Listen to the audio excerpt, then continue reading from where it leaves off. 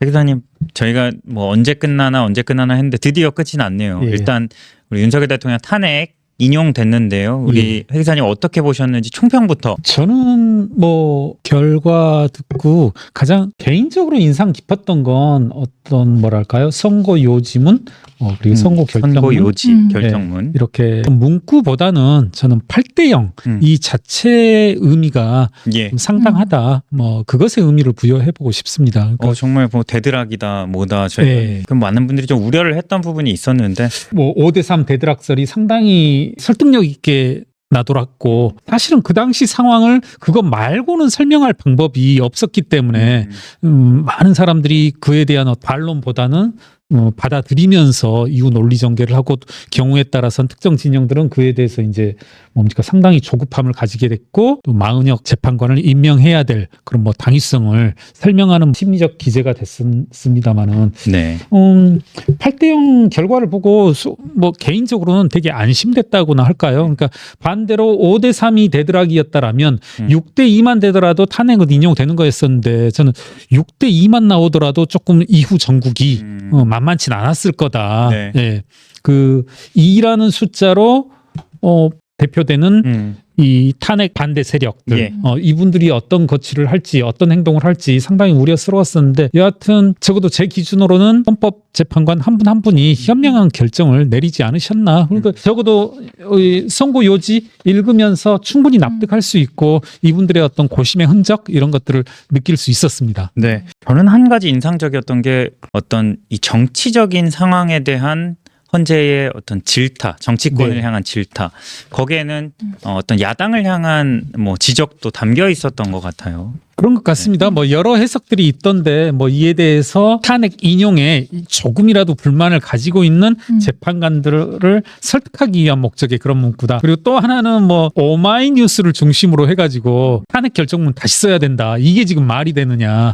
그런 좀 극단적인 어떤 망동들도 보여지고 있던데 네. 저는 뭐 이러한 결정문이라는 것 자체가 헌법재판소라는 것 자체가 합의체이고 한다라면 이런 것들 좀 다들 귀담아 듣고 눈여겨볼 필요가 있다. 지적하신 것처럼 윤석열 대통령에 대한 파면으로 결정된 것이긴 합니다만은 네. 민주당의 그간의 어떤 뭐랄까요 그런 분탕질 이런 것도 지적하고 또 민주당이 깊이 되새겨야 될 부분이다 이렇게 생각합니다. 네. 이렇게 8대0으로 사실 전원일치 결정을 내릴 수 있는 헌재라면 저는 정치권을 향해 그 정도 지적은 할 수 있지 않나 충분히. 아 그래야죠. 네. 그런 생각도 들었습니다. 네네네. 이 공정과 상식 1060일이었더라고요. 윤석열 대통령 취임하고 나서 3년을 못 채웠네요. 네, 3년 채웠고 한 뭐 남은 임기는 700여일 정도 됐었는데 꽤 많은 시간이 남아 있었는데 예. 이 공정과 상식의 어떤 상징이었던 윤석열 정부 또 윤석열 대통령이 어쩌다 이렇게 무너졌을까?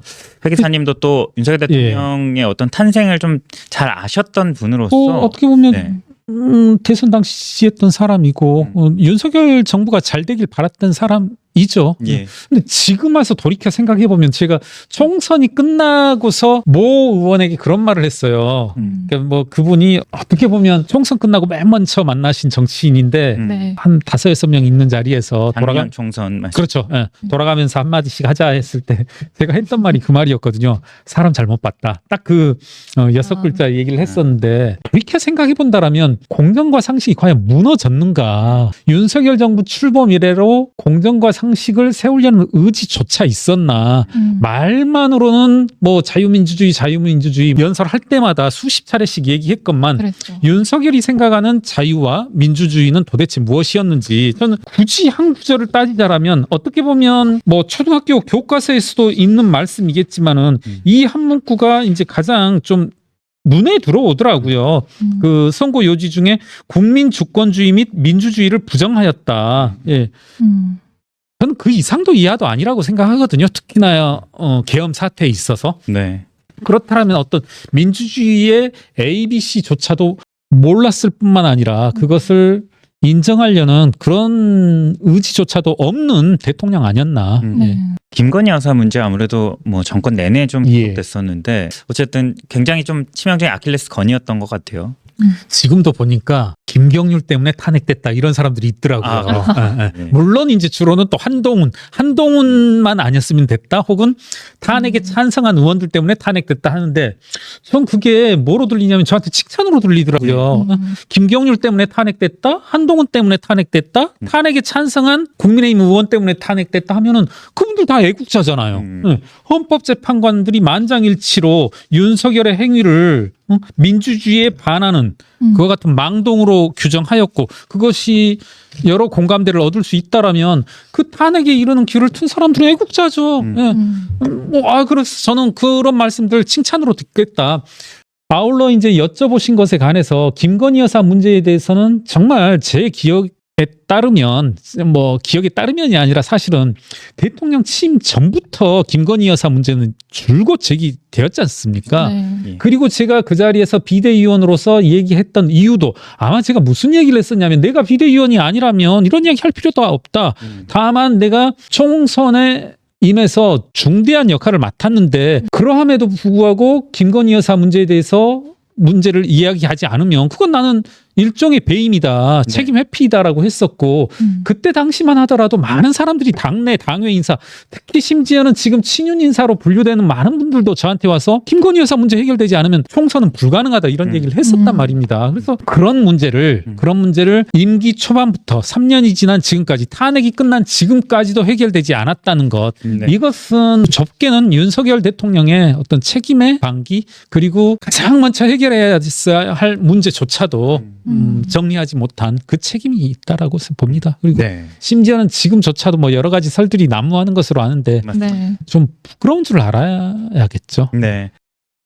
여기 모르면 최대 128만 원 손해. 아정당은 지원금 설치 당일 즉시 입금. 약정 끝날 때마다 받을 수 있어요. 법이 정해둔 지원금 당연히 챙기셔야죠. 심지어 이제 카드까지 최대 혜택 받고 800종 이상 한 번에 비교돼요. 전국 가입자 수 1위 아정당. 가장 많은 가입 수당으로 최대 현금. 다른 곳보다 혜택이 적다면 차액의 120% 보상. 24시간 무료 상담. 초고속 설치까지. 불만족 시 전액 환불하는 보장이서도 있어요. 인터넷 정수기 휴대폰 이사 청소 카드까지. 정당하게 받자. 아정당.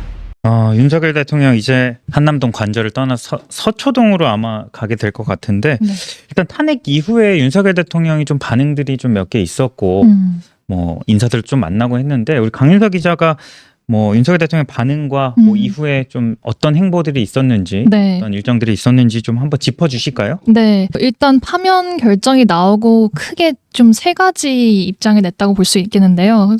첫 번째가 대국민에 대한 메시지라면 두 번째가 좀 당 지도부에 대해서 내기를 했고 마지막으로 지지자들을 향해서 또 어제 메시지를 추가적으로 냈는데 각각 좀 짧게 짚어보자면 이제 4일에 파면 결정이 한 오전 11시 22분 이때쯤 나왔어요. 그로부터 한 2시간 반 정도가 지난 이후에 제 기억엔 그때 이제 변호인단을 통해서 첫 번째 입장을 냈는데 굉장히 짧은 메시지였습니다. 그때 이제 그동안 대한민국을 위해서 일할 수 있어 큰 영광이었다. 또 여러분 기대에 부응하지 못해 너무나 안타깝고 죄송하다라는 내용이 담겨 있었고요.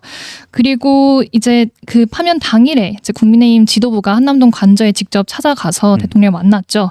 그때 이제 조기 대선을 바로 언급하면서 시간이 많지 않기 때문에 당을 중심으로 대선 준비를 잘 해달라, 꼭 승리해달라라는 당부를 했다고 합니다. 그러고부터 나경원 의원을 또 별도로 또 만나면서 이제 어려운 시기에 역할을 많이 해줘서 고맙다, 수고했다라는 메시지를 남겼는데 사실 나 의원 같은 경우에는 탄핵 반대하는 입장에 좀 최전선에 계셨던 의원이죠. 그런 의미에서 이 메시지도 어떻게 보면 좀 강렬하게 다가올 수 있겠다. 네, 그 차원에서 좀 연장선상이라고 볼 수 있는데 이제 어제 국민 변호인단 을 향해서 지지자 단체라고 볼 수 있죠. 이게 아마 다양한 지지자들이 속해가지고 합쳐져 있는 단체를 의미하는데 변호사들만 있는 게 아니라 그렇죠. 국민들, 네, 여기 이제 청년 지지자들. 세대 다 포함해서 메시지를 냈더라고요. 이제 여기서는 이제 좀 세게 나온 걸로 보입니다. 이제 몸은 비록 구치소에 있었지만 마음은 여러분 곁에 있었다. 그리고 결코 좌절하지 마라. 저는 이제 대통령직에서 내려왔지만 늘 여러분 곁을 지키겠다고 전했습니다.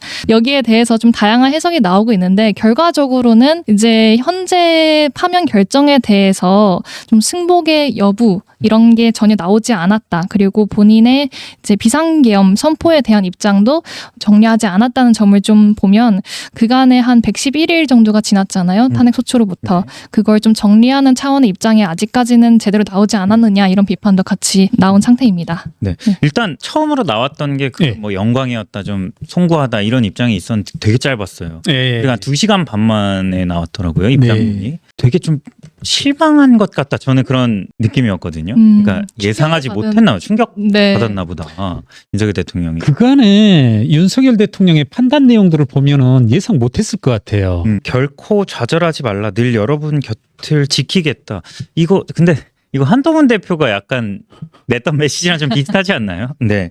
그러니까 모든 말씀이라는 게 누구 입으로 누구의 목소리냐가 중요한 건데 모르겠습니다. 저는 이제 한동훈 대표도 그런 비슷한 취지의 발언들을 많이 했던 것 같아요. 나갈 때 제가 지키겠다 이런 말을 들었는데. 이걸 윤석열이 했다. 지금 윤석열은 헌법재판소 판단에서 어떤 판결을 받았냐면 배역죄인으로 판단을 받은 거지 않습니까?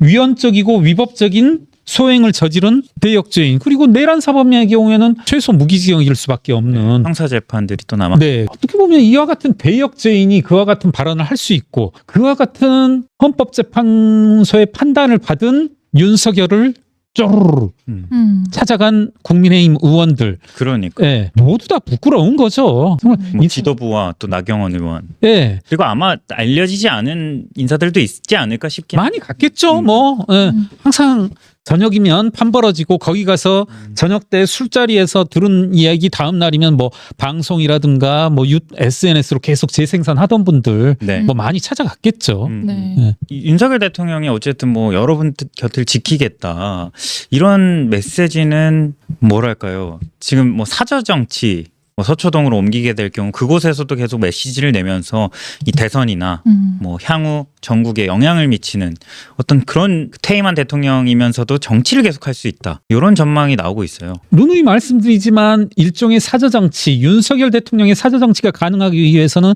그를 따르는 사람들이 있어야 되고 필요할 텐데 지금 그러한 필요 조건 만족한 것 같아요. 네네.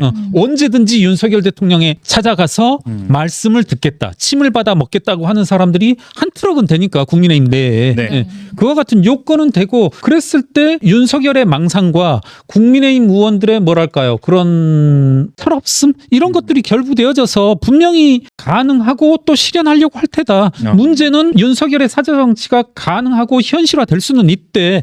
그것을 보는 국민들은 어떤 판단을 내릴 건지 그거는 뭐 본인들의 뭐랄까요, 좋게 말하면 정치력에 달려 있는 거고 사실은 그건 이미 나왔잖아요. 국민들이 어떻게 판단할지는. 네. 저는 그 헌법재판소의 판결 직전에 있었던 거제시장, 부산교육감 이 재보궐. 대표적인 몇 군데로 대표되는 재보궐선거의 민심이 뚜렷이 답을 줬음에도 불구하고 네. 여전히 선거 결과가 꼭 패배한 것만은 아니다라는 그와 같은 이제 망발에 망발을 더하는 네. 그런 것에서 일련의 국민의힘 의원들의 자세를 볼 수 있지 않나. 우리는 더 망하고 싶다. 지금 망한 건 아니다. 뭐 이런 이제 자기 선언인데 아직도 뭐 지하 2층, 지하 3층으로 떨어졌는데 더 떨어질 바닥이 더 있는 거죠. 특히나 국민의힘 같은 경우에는 당 지지자분들이 넓게는 국민분들이 국회의원보다 훨씬 낫다.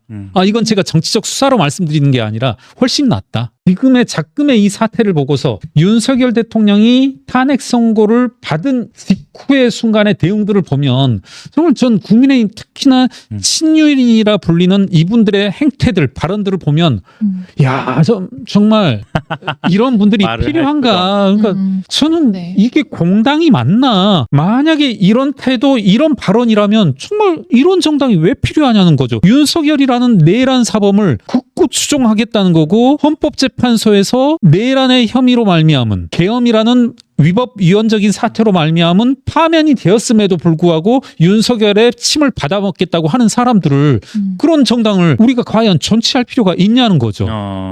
그 윤석열 대통령 어떤 그 탈당 조치 이런 것들이 사실 뭐 조경태 의원이라든가 일부 나오고 있는데 하지 않겠다는 방침을 지도부는 벌써 정한 것 같더라고요. 그러니까 보니까 조경태 의원은 윤석열 대통령을 출당시켜야 된다. 네네. 이런 말 하는데 그에 대한 대답은 뭐냐면 네가 나가라잖아요. 그렇죠. 네. 네.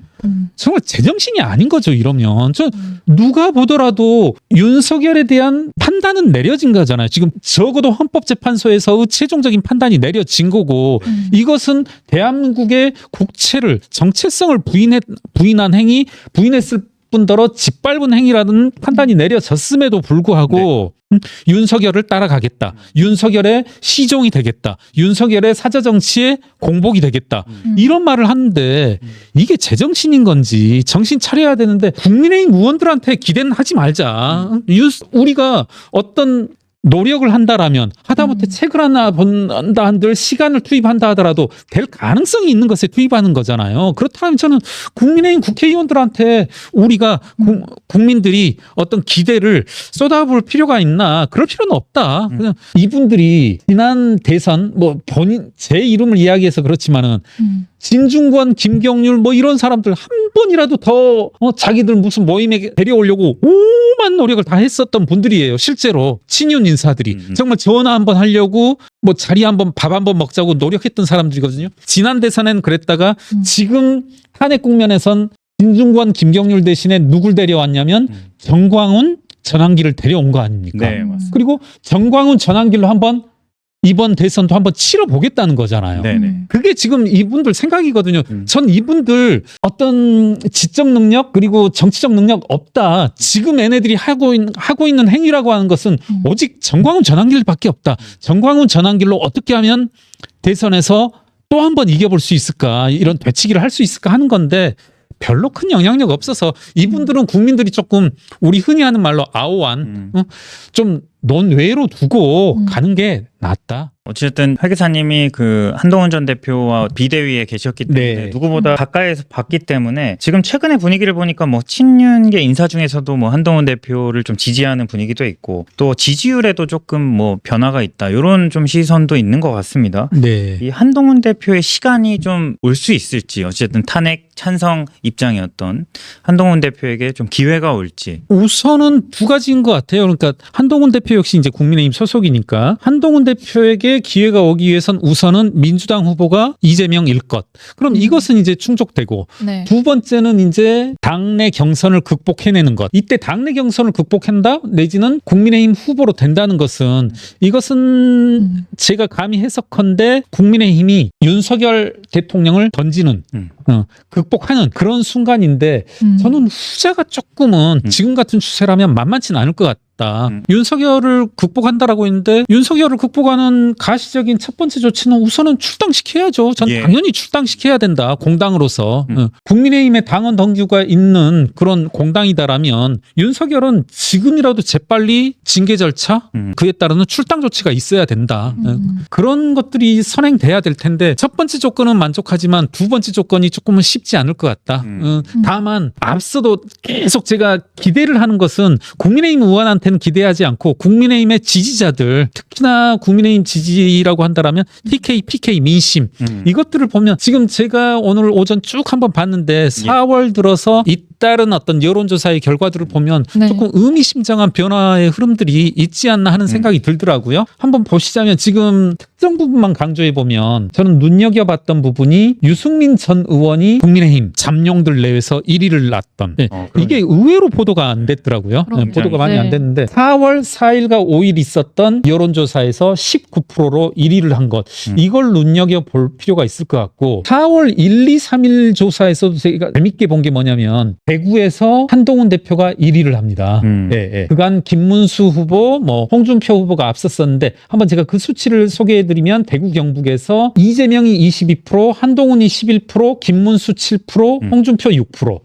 그럼 저는 이와 같은 일관된 맥락이 있다. 뭐냐면 대구 그리고 넓게는 국민의힘 지지세 전 국민적으로 지금 탄핵을 찬성했던 국민의힘 내 잠재 후보들에 대한 지지도가 좀 급격히 올라가고 있는 추세가 아닌가. 아닌가 네. 이런 해석을 할 수 있을 것 같습니다. 어. 우리 회계사님이 말씀해주신 조사는 1일부터 3일 조사 네. 한국갤럽 자체 조사고 유권자 1,001명 대상 오차 범위 플러스 마이너스 3.1%포인트 또 4일부터 5일까지 조사는 한국갤럽이 하고 서울경제신문의 요청으로 한 조사고요. 유권자 1,012명 대상 오차 범위 역시 플러스 마이너스 3.1%포인트인데요. 말씀 주신 대로 뭐 1일부터 3일 조사는 탄핵 뭐 직전의 직전. 조사인데 네, 어쨌든 네. 탄핵 인용에 대한 어떤 기대감이 네. 있던 상황에서 나온 조사기 때문에 또 유의미하다고 조금 볼 수 있을 것 같고요.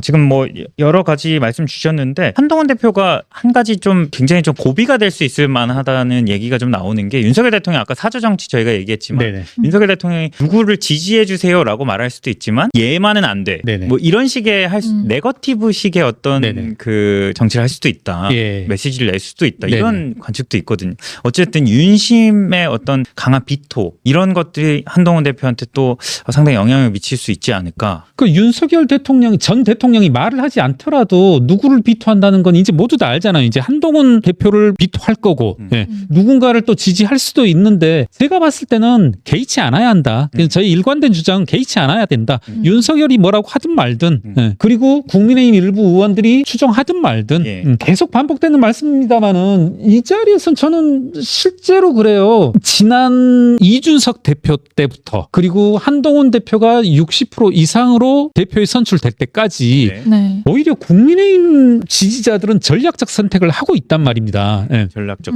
예, 전략적 고민을 또 하고 있고 국민의힘 의원들이 국민의힘 지자체장들이 뭐라고 하든 오히려 그분들 이상으로 더 고도의 정치적 판단을 하고 있고 그리고 지금 현재도 또 고민을 하고 있는 상황이고 반대로 저는 이제 재밌게 봤던 게 뭐냐면 지난 뭐 2달, 3달 전쯤에 이 자리에서 이제 몇 차례 질문을 받았던 게 뭐였었냐면 조국 혁신당의 진로는 어떻게 될 것인가. 저는 일관되게 뭐라고 했냐면 절대 이게 사라지지 않을 것이다. 쉽게 그 당의 지지 기반 이것들이 사라지지 않을 것이고 특히나 호남 지역을 중심으로 일종의 있을 수 있는 이재명에 대한 민주당의 대안으로 경우에 따라서 선택받을 것이다 했는데 이번에 이제 담양 보궐선거인가요? 예, 거기에서 이제 나타났지 않습니까? 예. 그런 것들을 본다라면 저는 호남 지역에서는 유권자들의 전략적 선택, 고도의 정치적 사고가 희박한 반면에 국민의힘 TK, PK에서는 오히려 그런 게 강하다. 정리하는 차원에서 한번 말씀드린다라면 논리적인 정답 하나하나 찾아본다라면 거제시장 부산교육감 선거에서의 결과, 헌재에서의 판단 이것들을 본다라면 우리가 어떤 정치적인 선택을 해야만 할 것인가라는 논리적 대답은 다 나왔다라고 생각해요. 저는. 예. 네. 이러함에도 불구하고 이와 같은 정답을 논리적인 흐름을 두고서 밤마다 윤석열 대통령 찾아가겠다. 윤석열의 사저정치에 손발이 되겠다라고 하는 것은 본인도 죽고 국민들도 죽는 국가를 죽이는 그런 행위다. 네.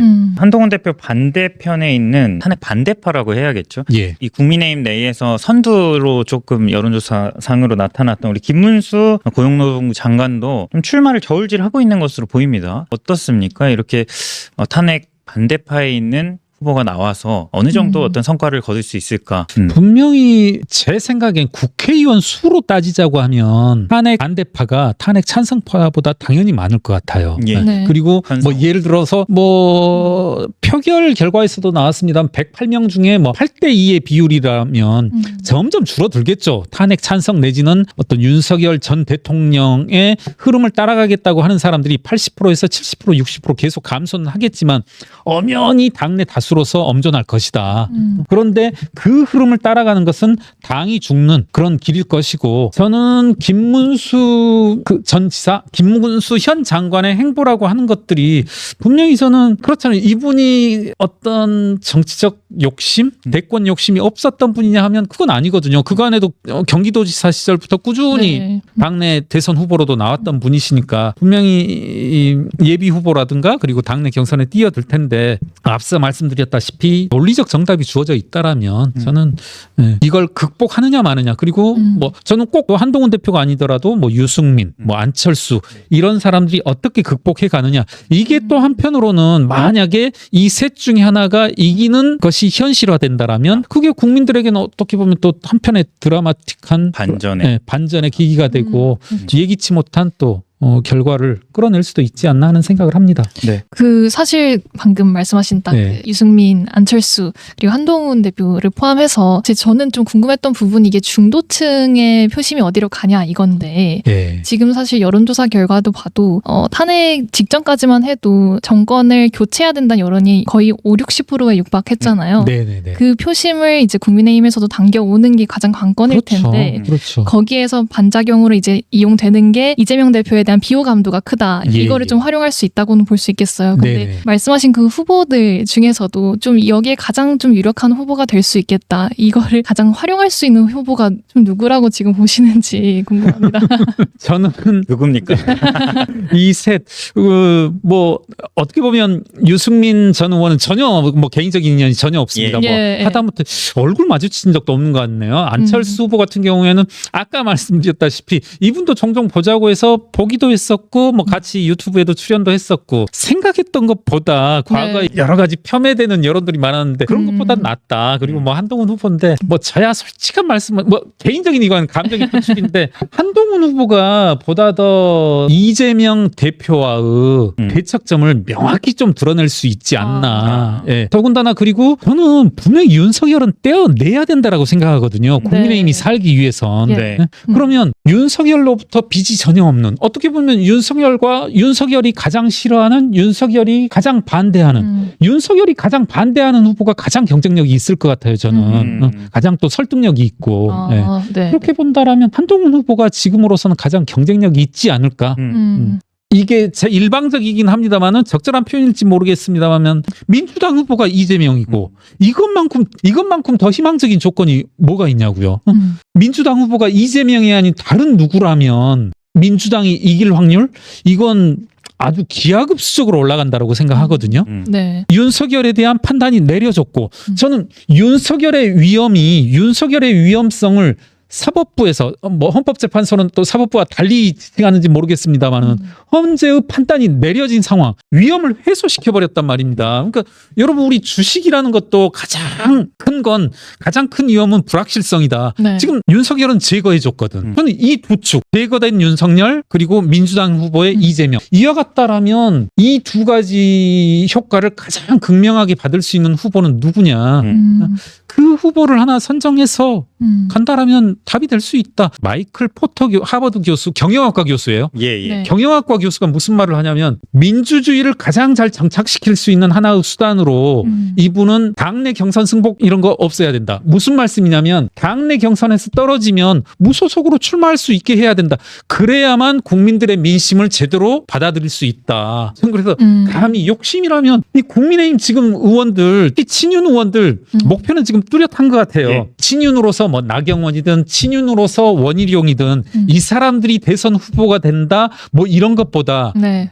한동훈을 떨어뜨려야 된다. 이게 지금 지상 최대의 과제잖아요. 전 아무리 봐도 제 말씀이 맞는 것 같아요. 우리나라만 여론조사로 당내 후보를 결정한다라고. 그렇기 때문에 이제 누굽니까? 명태균 같은 브로커가 그리고 드러나지 않는 민주당 내의 보이지 않는 손들. 민주당 내 당내 경선도 이것 못잖거든요. 이런 식으로 당내 경선들이 왜곡된다라면 저는 이 마이클 포터의 교수의 말, 물론은 제가 드리고 싶은 것은 국민의힘 의원들 그 철딱선이 없는 국민들은 안중에도 없는 의원들이 한동훈 오로지 떨어뜨리기 위한 목적으로 오만 난리, 오만 협잡, 오만 협박, 오만 치욕적인 짓거리들을 하고 있는데 과연 이 경선이 의미가 있을까 하는 말 조금은 한번 드리고 싶습니다. 네. 우리 아까 계속 국민의힘 이 경선을 얘기하면서도 이재명 대표 계속 언급됐는데 민주당에서는 아무래도 이재명 대표가 상당히 좀 유력한 상황이죠. 제가 아까 무슨 말씀을 했냐면 국민의힘은 오히려 지지자들이 국회의원들을 앞서고 지지자들이 전략적 선택을 하고 고민하고 하는데 제가 봐서는 민주당은 이제 그런 능력이 없는 것 같아요. 어떻게 보면 죽은 정당, 예. 상하 간에 위아래 간에 의견 소통이 안 되는 정당이라고 보거든요. 그런 의미에서 본다면 저는 이재명 이외의 후보가 될 가능성 0.01%? 0.01%. 그것에 수렴한다. 네. 이재명 대표 얘기를 조금만 더 하면 비호감도는 여전히 높다 이렇게 평가가 많이 나오는데 이재명 포비아라고도 하잖아요. 이 네. 부분은 어쨌든 그 지금 민주당이 어떤 그 굉장히 네. 거대 의석을 갖고 있는 상황에서 예. 이 행정 권력까지 쥐면 상당히 막강할 것이다. 그렇죠. 제가 이제 순간 목숨을 못 참았을 수가 있는데 이제 그게 그거였죠. 정청래 의원이 예. 이렇게 가장 폭력적일 것 같은 네, 정치인이잖아요. 그러니까 아, 네, 그걸 이제 직접 올렸더라고요. 네, 버젓이 본인이 올려놓은 전 처음에 이게 정말 처음엔 합성인가 뭐 이렇게 생각을 했어요. 그랬더니 정말 그걸 올려놓고 뭐 또 본인 자랑을 하던데 국민들은 뿌렷한 것 같아요. 민주당 내 충격적인 분이 전화하셔서 이재명을 도대체 어떻게 막아야 되느냐 같이 김경률 선생 같이 생각해 봅시다 하던데 분명히 그건 있거든요. 예, 예. 언제 아까도 말씀드렸지만 가장 큰 리스크는 불확실성이라고 하는데 이재명은 하루는 이렇게 말했다 하루는 저렇게 말하고 행동도 이랬다 저랬다 하시는 분이거든요. 그러니까 제가 이재명에 대해서 조금 그래도 안다면 아는 축에 속하는데 여러 몇 가지 기억들을 떠올려 보면 정말 이분은 위험한 사람이거든요. 예. 어느 때부터는 이제 시리즈를 할 생각인데 어떻게 보면 과거에 있었던 일을 다 다시 새기는 거고 또 그 작업이 왜 필요하냐면 우리는 저를 포함한 국민들이 잊어먹거든. 1년의 것들을 보면은 명망 있는 시민단체의 교수들, 변호사들이 그걸 맥락 없이 또 추정해요. 지금 생각하면 황당하거든요. 네. 정말 저는 이재명은 위험하다. 국가의 안위를 위해서도 헌법재판소의 판결문을 전 읽으면서 정말 그 요지는 정말 우국충정이 정말 네 글자가 느껴지더라고요. 그런데 저 역시도 국가의 그리고 국민의 안위를 생각한다라면 저는 이재명은 막아야 되겠다. 백보천보를 양보해서 한동훈이 아니라도 좋다. 이재명은 막아야 된다. 그런데 아무리 생각해봐도 한동훈밖에 없다. 죄송합니다. 우리 회계사님 개인 의견 인정. 이재명 대표에게 어쨌든 조금 뭐 지난번 이제 2심 선고로서 가시화된 사법 리스크는 조금 넘었다 이렇게 볼 수 있을까요?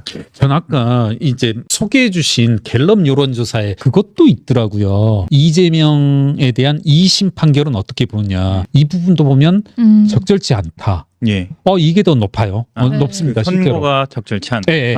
그래서 약간 놀랬거든요. 그러니까 제가 사법부의 판단에 대해서 국민들이 곧바로 판단을 내리는 게 어떻게 보면 바람직하지 않은 측면이 분명히 있거든요. 사법부는 존중되어져야 되고 그만큼의 어떤 사회적 신망을 바탕으로 판결을 했다라면 우리는 믿고 따라야 될 그런 어떻게 보면 의무조차도 있는 건데 개인적으로는 2심 판결 이건 죽어도 못 믿겠더라고요. 정말 허접한 판단이라고 하는데 국민 여러분들께서도 그 부분에 대해서 그 반대하는 여론이 제 기억이 맞다라면 거의 과반을 넘는 그런 수치인 것 같더라고요. 제가 한번 이건 정확히는 기억이 안 납니다. 과연 이재명의 사법 리스크는 그런 측면에서 본다라면 ING다. 그리고 증인 출석에 대해서 오늘 5차례 모두 이렇게 이제 소위 말하면 이제 씹어버린 거잖아요. 네. 이런 것들도 국민들의 눈엔 어떻게 비칠 건가. 그러니까 윤석열이라는 큰 위험, 이재명이라는 큰 위험. 윤석열이라는 위험은 지금 현실적으로 치웠다.